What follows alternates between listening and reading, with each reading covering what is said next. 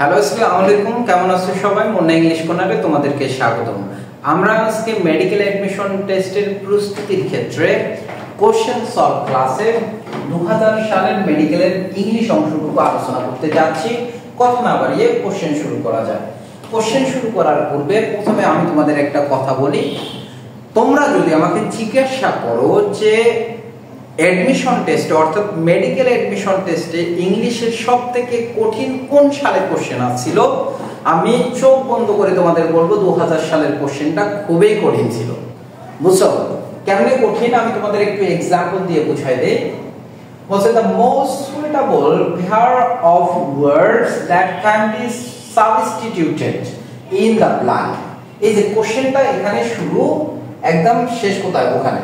এত বড় কোশ্চেন দেখে তোমরা মনে করো এই কোশ্চেনের আনসারে না করি। দেখো, এই ভুলটা করবা না। যত বড় সেন্টেন্স হোক না কেন, তোমরা একটু সাজানো গোছানো ভাবে কোশ্চেনগুলো দেখবা যে কোশ্চেনটা 3 থেকে 4 বার যদি পড়ো, দেখবা এটা তোমাদের কাছে ইজি মনে হচ্ছে, কোনো না কোনো পয়েন্ট খুব পাইছো আনসার করার মতো। Most throughout Bangladesh, thousands of tutorials have tested। বলছে বাংলাদেশ ব্যাপী হাজার হাজার টিউবওয়েল পরীক্ষা করা হয়েছে ফর আর্সেনিকের জন্য। তাহলে আমরা দেখো, করোনা যদি কারো হয় কি বলি আমরা? করোনা পজিটিভ বলি না, এইচআইভি পজিটিভ বলি না। তাহলে আর্সেনিক টেস্টেড ফর ড্যাশ, তাহলে টেস্টেড পজিটিভ ফর আর্সেনিক বলতে পারি কিনা? কন্টামিনেটেড ফর উইথ বসে, কোনো কিছু দ্বারা দূষিত হওয়ার ক্ষেত্রে কন্টামিনেটেড উইথ বসে, তাহলে এটা হওয়ার কোনো চান্স নেই। অ্যাফার্মেটিভ ফর হবে না, নিউ ফর হবে না। তাহলে আনসার কোনটা হবে? পজিটিভ। পরের অংশটুকু দেখো, have been declared unsafe for human consumption, এবং সেই টিউবওয়েলগুলো থেকে পানি পান করা বা পানি ব্যবহার করাটাকে মানব জাতির জন্য অনিরাপদ হিসেবে ঘোষণা করা হয়েছে। দেখো, কোশ্চেন বড় কিন্তু আনসার ইজি। বুঝতে পারছি বিষয়? এরপর দেখো নেক্সট বড় কোশ্চেন, তাই না? সব বড় বড় কোশ্চেন। এক্ষেত্রে তোমাদের রিডিং স্কিলটা বাড়াইতে হবে। তোমরা যখন বড় বড় প্যাসেজ গুলো পড়বা, বড় বড় সেন্টেন্স গুলো পড়বা, তখন তোমাদের কাছে এই বিষয়গুলো অনেক ইজি হয়ে যাবে। দেখো কি বলছে। বলছে for the following sentence choose the answer that is closest in meaning to the original. এই সেন্টেন্সটা এখান থেকে শুরু এখান পর্যন্ত যে অর্থটা বুঝাইছে, অপশনগুলোর মধ্যে কোন অপশনটা সেম অর্থ বোঝাচ্ছে সেটা আমাদের বলতে বলছে। বলছে মেডিকেল কুকারি, আমরা জানি কুয়াক মানে কি হাতুড়ে doctor, quackery will promise cures for all existing and even non existing disease. বলছে মেডিকেলে কিছু হাতুড়ি চিকিৎসা ব্যবস্থা আছে যেগুলো প্রমিস করে, কথা দেয় নিরাময় করার এমন কিছু রোগ যেগুলো বিদ্যমান অথবা যে রোগের কোনো অস্তিত্বই নেই, এই সকল রোগ নিরাময় করার প্রমিস করে। হ্যাজ আ পাওয়ারফুল অ্যাপিয়ার, এগুলোর একটা শক্তিশালী বা দৃঢ় আকর্ষণ রয়েছে। Even to the well educated, এমনকি খুব সুশিক্ষিত লোকজনের ক্ষেত্রে। তার মানে কিছু হাতুড়ি চিকিৎসা ব্যবস্থা আছে বা চিকিৎসার সরঞ্জাম আছে যেগুলোর কিছু রোগ নিরাময়ের ক্ষেত্রে প্রমিস করে, যে রোগগুলোর অস্তিত্ব আছে বা নাই এমন ক্ষেত্রে, এমন কিছু রোগ, এবং সেগুলো দ্বারা আকর্ষিত হয় মূর্খরাও হয়, এমনকি সুশিক্ষিত লোকেরাও আকর্ষিত হয়। এক্সাম্পল দিলে তোমরা বুঝতে পারবা। দেখবা যে বিভিন্ন ধরনের রাস্তাঘাটে বিভিন্ন ধরনের ওষুধ বিক্রি হয়, বলে এক ফাইলে যথেষ্ট, তোমার যত সমস্যা আছে এক ফাইলে যথেষ্ট।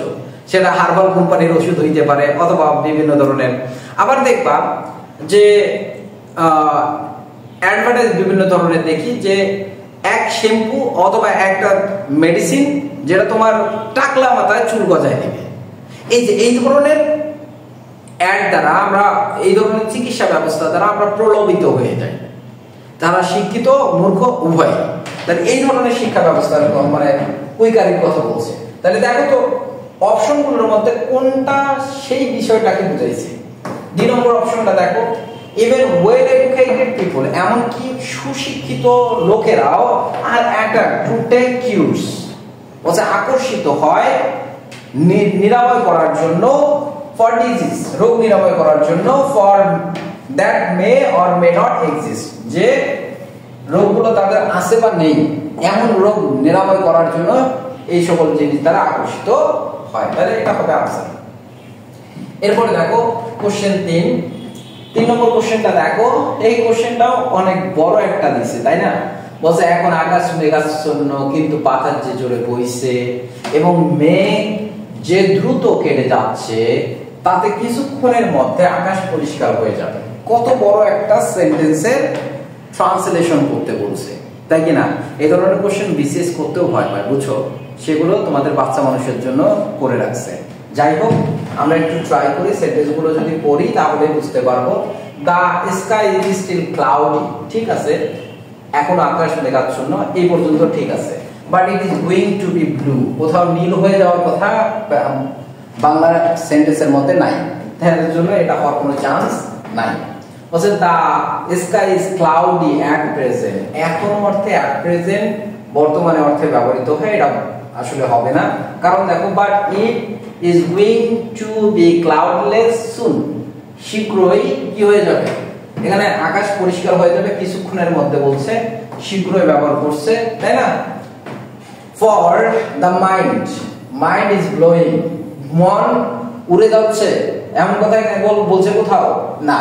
আমরা বড় সেন্টেন্স দেখে ভুল করব যে এই এত বড় সেন্টেন্সের আনসার করব না, এই কাজটা কখনো করবা না। দেখো প্রত্যেকটাতে একটা করে ভুল দেওয়া আছে, স্পষ্ট ভুল দেওয়া আছে, ঠিক আছে? পরের সেন্টেন্সটা দেখো, although it is now cloudy, যদিও এটা এখন মেঘাচ্ছন্ন, মানে আকাশটাকে বুঝাইছে। The sky will become clear quickly, আকাশ পরিষ্কার হয়ে যাবে কিছুক্ষণের মধ্যেই, আকাশ কি হয়ে যাবে, পরিষ্কার হয়ে যাবে। অ্যাজ দ্য ওয়াইন্ড, যেহেতু বাতাস, আর স্ট্রং, বাতাস খুব দ্রুত খুব জোরে বইছে। And the clouds are flying fast, এবং মেঘ দ্রুত কেটে যাচ্ছে। তার মানে আনসার হবে কোনটা? এটা আমরা সবাই বুঝতে পারছি, তাই কি না? পরের কোশ্চেনটায় আসি একটু। 4 নম্বর দেখো, হি মেইনটেইনস আ clandestine link with the Godfather, was he maintains a clandestine link with the Godfather. Was this means that he maintains, বলছে এখানে clandestine link বলতে কি বুঝাইছে? তাহলে বাংলাটা বলছে সে গডফাদারদের সঙ্গে, তার মানে মাফিয়াদের সঙ্গে একটা দেশ ধরনের সম্পর্ক মেইনটেইন করতো। আচ্ছা, গডফাদারদের সঙ্গে যাদের সম্পর্ক তারা কি প্রকাশ্য করে? সেটা অবশ্যই না, কারণ আমরা প্রায় গুজব শুনে থাকি বা সত্য হতে পারে যে বলিউড যারা অ্যাক্টর আছে তাদের ফিল্মে গডফাদাররা ইনভেস্ট করে, কিন্তু কেউ আজ পর্যন্ত প্রকাশ করছে যে অমুকের সঙ্গে আমার সঙ্গে অমুক গডফাদারের পরিচয় আছে বা সংযোগ আছে? অবশ্যই না। তাহলে সেই ক্ষেত্রে আমরা কি বলতে পারি? বলছে কোশ্চেনেবল লিঙ্ক, বিতর্কিত সম্পর্ক, আর ক্যান্ডিড লিঙ্ক, সুসম্পর্ক? অবশ্যই না। আর সিক্রেট লিঙ্ক, গুড, আর সিক্রেট লিঙ্ক, একটা গোপন সম্পর্ক রয়েছে। দেখো আমি কেন বললাম, তোমাদের যদি সেন্টেন্স পড়ার একটা আইডিয়া থাকে, প্র্যাকটিস থাকে, তাহলে তোমরা কঠিন কোশ্চেনগুলো ইজিলি আনসার করতে পারবা। কারণ কি, এই যে দেখো এই সেন্টেন্সটা পড়লাম, এই সেন্টেন্সের এটার অর্থ আমরা জানি না, আমি নিজেও মনে করো জানি না, কিন্তু আমি যখন সেন্টেন্সটা পড়লাম আমার মাথার মধ্যে একটা জিনিস কাজ করলো যে ক্রিমিনালদের সঙ্গে, মাফিয়াদের সঙ্গে সম্পর্কটা হয় কি, গোপন সম্পর্ক হয়। কারণ কি, না হলে তো জেলে বসে মরতে হবে, তাই কি না? এই জন্য আমরা আনসার কি লিখলাম, আর সিক্রেট লিঙ্ক। 5 নম্বর কোশ্চেন দেখো, which one of the following is an imperative sentence? তাহলে আমরা জানি imperative sentence কোনগুলো। এই যে do not go near the water, imperative sentence। never tell a lie, never দ্বারা শুরু হয় যেটা, সেটাও imperative sentence, বাকিগুলো না। তাহলে এখানে অপশন যেহেতু দুইটা রাখছে, এই জন্য মাঝে মধ্যে এরকম কোশ্চেন মেডিকেলে হয় যে দুইটা অপশন হয়, সেক্ষেত্রে তোমরা প্রথম অপশনটা দাগিয়ে দিবা, বুঝছো বিষয়? তাহলে ওটাকে কাউন্ট করে ফেলবে, অথবা তারা যে কোনো একটা কাউন্ট করতে পারে। সেক্ষেত্রে আমরা দেখব যে প্রথমটা যেহেতু কারেক্ট, আমরা প্রথমটাই দেখাবো, ঠিক আছে? Name the phrase of the underlined words in the following. আমি ফ্রেজ এবং ক্লোজ এটা খুবই ইম্পর্টেন্ট টপিক, এখান থেকে কোশ্চেন আসে। তোমরা দয়া করে একটু ফ্রেজ ক্লোজের কোশ্চেন আমার আলাদা ক্লাস দেওয়া আছে, তোমরা যদি ওখান থেকে দেখো আমি হলপ করে বলতে পারি 1000 কোশ্চেন যদি ফ্রেজ ক্লোজ থেকে আসে তোমরা 1000টা কোশ্চেন নির্ভুলভাবে আনসার করতে পারবা আমার ক্লাসটা দেখার পর। দেখো কি বলছে, the only criterion singular form আছে criterion by which you can get admitted into the medical college is by dint of hard work and perseverance. তাহলে কি বলছে, the only criterion by which you can get admitted into the medical college is by dint of hard work and perseverance. by dint of হবে, হ্যাঁ মাধ্যমে by dint of হবে, এটা একটু ভুল আছে, by dint of মাধ্যমে। তাহলে দেখো ক্রাইটেরিয়ন হচ্ছে নাউন, এই নাউনের পর যে ক্লোজ থাকে মাথায় রাখবা সেটা হয় অ্যাডজেক্টিভ ক্লোজ। নাউনের পর যে ক্লোজ থাকে সেই ক্লোজটাকে কি বলা হয়, অ্যাডজেক্টিভ ক্লোজ। দ্যাটস হোয়াই এটা কোন ক্লোজ হবে, অ্যাডজেক্টিভ ক্লোজ। সবাই মাথায় রাখবে, এটা ফ্রেজ থেকে কোশ্চেন না, এটা মূলত ক্লোজ থেকে পড়ছে, এটা হবে কি adjective clause. The antonym of the word urban, এই urban এর অ্যান্টোনিমটা কি বলছে, sophisticated, rural, তারপর কি বলছে suave, হ্যাঁ কোনটা হবে आंसर? তাহলে আমি তোমাদের বলি আরবান মানে হচ্ছে শহরে, আরবান মানে কি শহরে।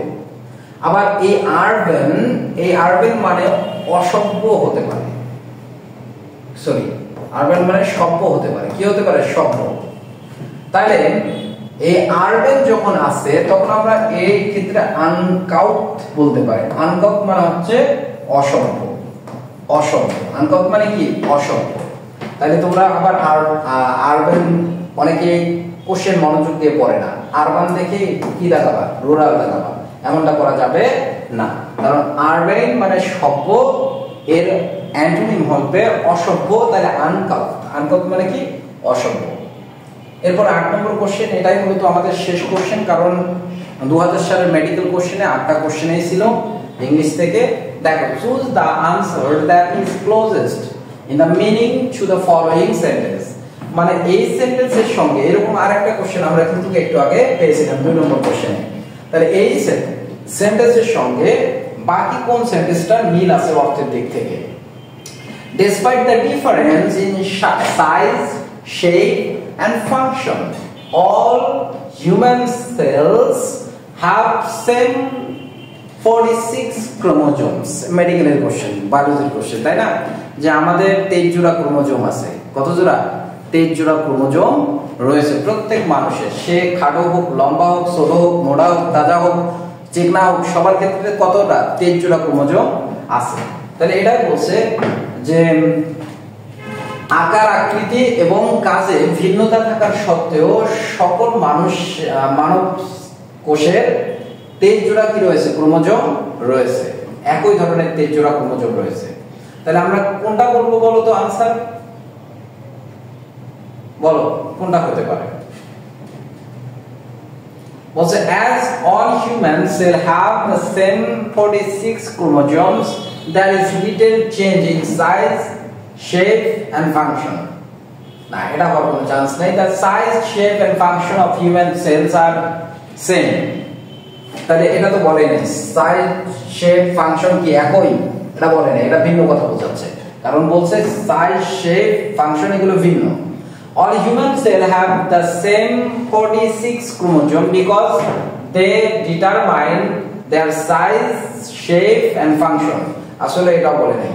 The 46 chromosomes in all human cells are similar in spite of the phase that they differ in size, shape and function. দেখো এটার সঙ্গে অর্থটা ঠিকঠাক যাচ্ছে।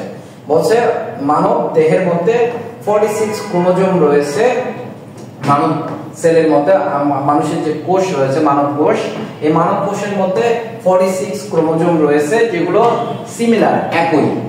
সত্ত্বেও, কিসের সত্ত্বেও?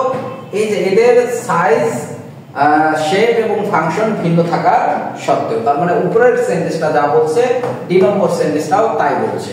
এটা এখানে আমাদের কোশ্চেন 2000 সালের কোশ্চেন শেষ হয়ে গেল। ভালো থাকো, সুস্থ থাকো, আবার কোনো নতুন কোশ্চেনে নিয়ে তোমাদের সঙ্গে দেখা হবে। ততক্ষণ পর্যন্ত তোমাদের সুস্থতা কামনা করছি, আমার জন্য দোয়া করিও। আল্লাহ হাফেজ।